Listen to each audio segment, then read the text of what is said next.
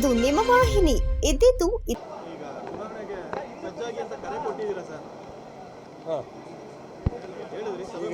ಈಗಾಗಲೇ ನಡೆದಂಥ ಸ್ಥಳೀಯ ಎಲ್ಲ ಚುನಾವಣೆಯಲ್ಲೂ 60ರಿಂದ 70% ಎಲ್ಲ ಕ್ಷೇತ್ರದಲ್ಲೂ ಸಹ ನಮ್ಮ ಕಾಂಗ್ರೆಸ್ಸಿನ ಬೆಂಬಲಿತ ಅಭ್ಯರ್ಥಿಗಳೇ ಗೆಲ್ತಾ ಇದ್ದಾರೆ.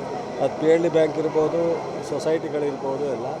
ಇನ್ನು ಮುಂದೆ ಬರ್ತಕ್ಕಂಥ ಚುನಾವಣೆಗಳು ಮುಂದಿನ ಫೆಬ್ರವರಿ ಮಾರ್ಚ್ವರೆಗೂ ಎಲ್ಲ ಸ್ಥಳೀಯ ಚುನಾವಣೆಗಳು ನಡೆಯುತ್ತೆ.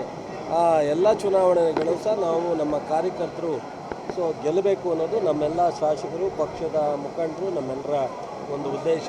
ಅದಕ್ಕೆ ನಮಗೆ ಈ ಶಕ ಬರಲಿಕ್ಕೆ ಬೆನ್ನೆಲುಬಾಗಿ ನಿಂತಿದ್ದಂಥ ಕಾರ್ಯಕರ್ತರಿಗೂ ಸ್ಥಳೀಯವಾಗಿ ಅವಕಾಶ ಸಿಕ್ಕಬೇಕು ಅನ್ನೋ ಒಂದು ಹೋರಾಟ ಅಷ್ಟೇ. ಸರ್, ಈಗ ಮುಸ್ಲಿಮು ಸರ್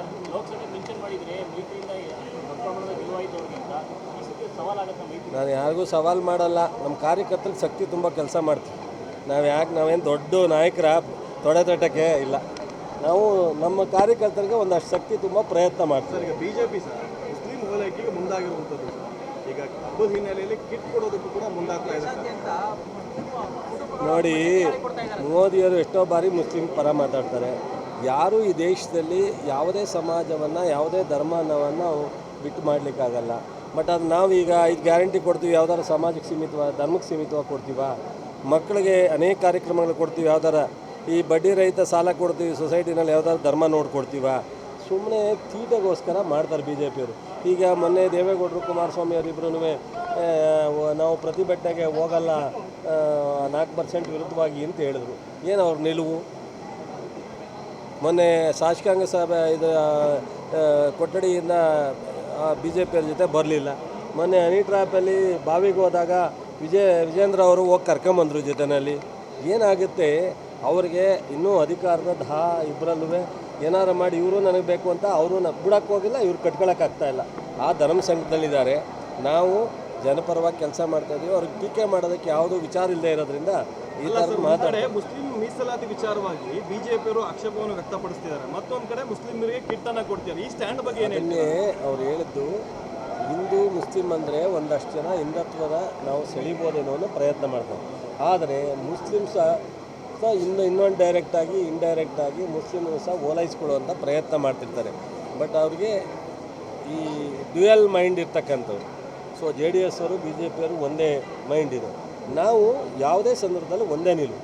ಇಡೀ ರಾಷ್ಟ್ರದ ಇರ್ತಕ್ಕಂಥ ಪ್ರತಿಯೊಬ್ಬರ ಹಿತವನ್ನು ಕಾಪಾಡ್ತಕ್ಕಂಥದ್ದು ಕಾಂಗ್ರೆಸ್ನ.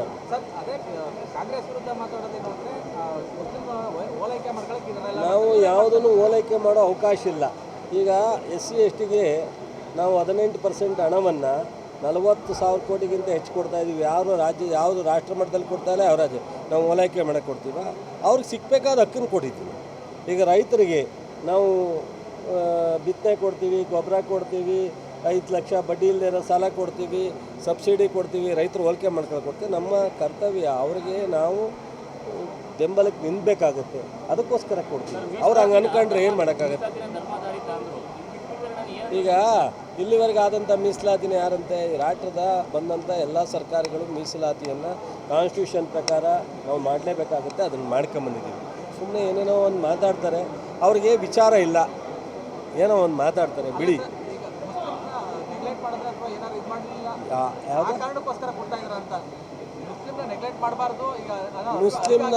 ಮುಸ್ಲಿಮ್ಸ್ ಆಗಲಿ ರೈತರನ್ನಾಗಲಿ ಯಾರನ್ನು ನೆಗ್ಲೆಕ್ಟ್ ಮಾಡೋ ಪ್ರಶ್ನೆ ಇಲ್ಲ. ಕಾಂಗ್ರೆಸ್ಸು ಎಲ್ಲರೂ ಒಟ್ಟಿಗೆ ತಗೊಳ್ಳೋದು. BJPಯವ್ರು ಹೇಳಿದ್ನಲ್ಲ, BJPಯವ್ರು ಉನ್ನಾರೇನಪ್ಪ ಅಂದರೆ ನಾವು ಮುಸ್ಲಿಮ್ಸ್ಗೆ ಇದೀವಿ ಅನ್ನೋ ತೋರಿಸ್ಕೊಳ್ಳೋಕ್ಕೋಸ್ಕರ ಕಿತ್ತನ್ನು ಹೊರಗಡೆ ಕೊಡ್ತಾರೆ. ಪಬ್ಲಿಕ್ಕಾಗಿ ಬಂದು ಹೇಳಿದ್ರೆ ಹಿಂದೂಗಳು ನಮಗೆ ಸಪೋರ್ಟ್ ಮಾಡಲ್ಲ ಅಂತ ಹಿಂದುತ್ವ ಅಂತಾರೆ.